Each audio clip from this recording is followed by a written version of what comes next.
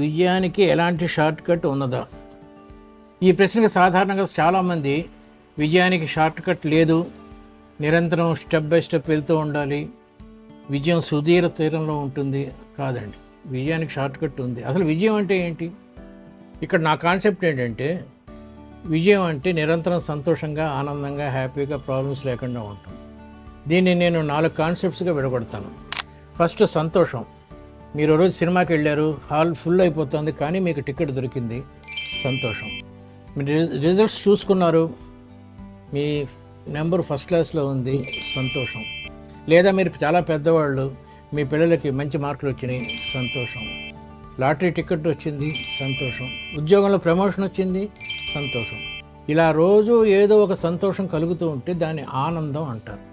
ఆనందం అంటే రోజు ఏదో ఒక సంతోషం కలుగుతూ ఉంటుంది. మీరు మీ పక్కింటి వాడు కారు కొనుక్కున్నాడు, లేదా పెద్ద ఇల్లు కట్టుకున్నాడు, మీ మనసు కొంచెం బాధపడితే మీకు సంతోషం తగ్గిపోయిందన్నమాట.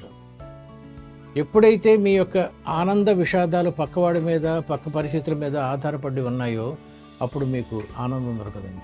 అవే సంబంధం లేకుండా మీరు ఆనందంగా ఉండగలిగితే దాన్ని ఆత్మానందం అంటారు.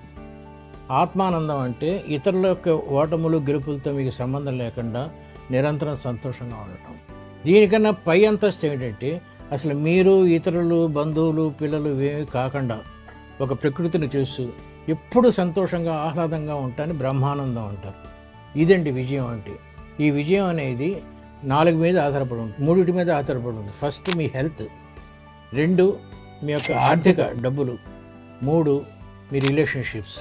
ఈ 3 కరెక్ట్గా ఉంటే అదే కెరియర్, అదే విజయం.